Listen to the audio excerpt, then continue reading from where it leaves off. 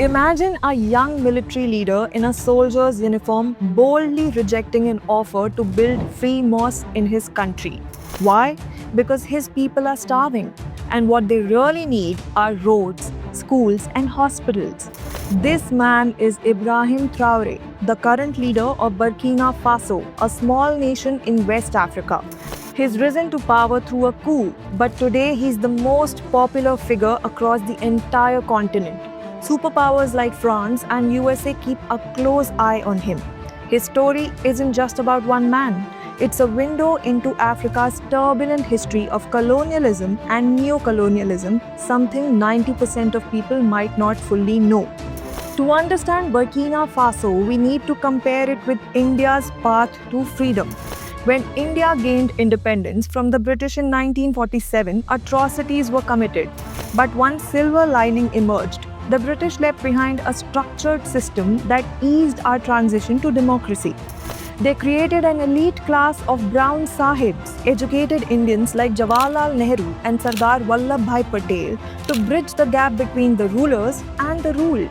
Ironically, this backfired as these elites led the independence movement. By the time British left, India had a ready administrative framework, including the foundations of our IAS and IPS systems, allowing us to build on democracy naturally. Africa's story was different. France controlled about one-third of the continent, with other European powers like Belgium and Britain holding the rest. When France granted independence in 1960s, it was a facade, a fake independence. They installed puppet leaders in these newly formed nations, dressing them in fine suits and giving them power, but with strings attached. These leaders signed secret agreements ensuring France control from afar. This is neo-colonialism, ruling without physical presence. So how did France maintain this grip? First, military agreements allowed French troops to stay in African bases, training local armies and establishing dominance. Second, the currency. Many West African countries still use the CFA franc, controlled by France. This means a significant portion of their foreign reserve sits in French banks. If you control the currency, you control the economy. Simple as that. Without monetary independence, these nations couldn't craft their own policies or build industries. Third, economic contracts. Africa's vast natural resources, gold, oil, uranium, were logged into deals favoring French companies. Local leaders got a cut, but the wealth flowed out, leaving countries poor. And Burkina Faso was one of the world's poorest, exemplifies this. Since 1960, it's seen multiple military coups, over 5 or 6 each time, hoping for change. But new leaders always towed the French line to avoid assassination or influence from powerful Western intelligence agencies. Enter Thomas Sankara, Burkina Faso's first true revolutionary leader in the 1980s. Trained in the military by France itself, Sankara hid his intentions until he became prime minister. Once in power, he spoke out against Western control, rejecting IMF and World Bank loans that trapped countries in debt. These loans come with conditions: private healthcare, charge for services, and subsidies, hurting the poor while enriching corrupt elites. Sankara called it a debt trap, much like what's happening in Pakistan today. Influenced by communism, he rallied the public, but the president at that time arrested him. Sankara's deputy, Blaise Compaoré, staged a coup to free him and install him as leader. The public adored Sankara for giving them a voice.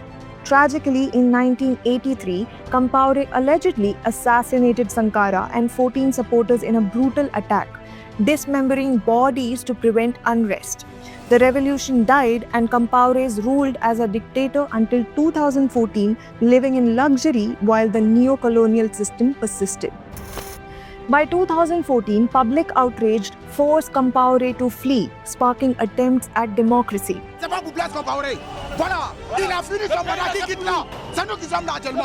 Burkina Faso is diverse.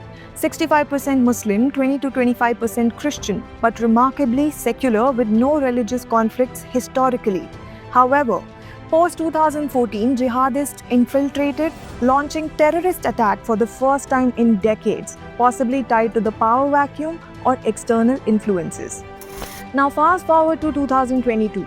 Ibrahim Traore, a 37-year-old military captain like Sankara at his peak, staged a coup and took control.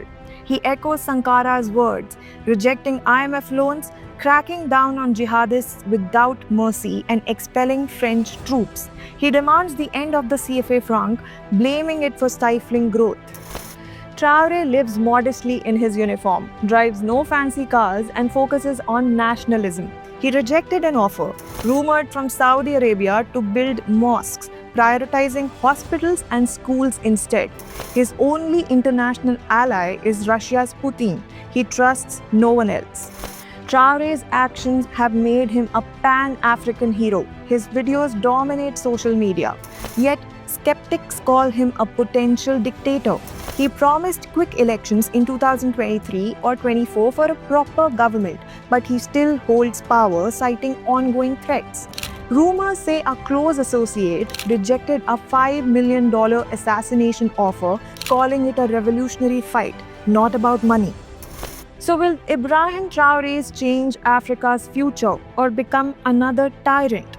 Time will tell. His story highlights how neocolonialism keeps Africa underdeveloped, but also the rise of leaders fighting back. If this inspires you, share your thoughts. What's next for Burkina Faso?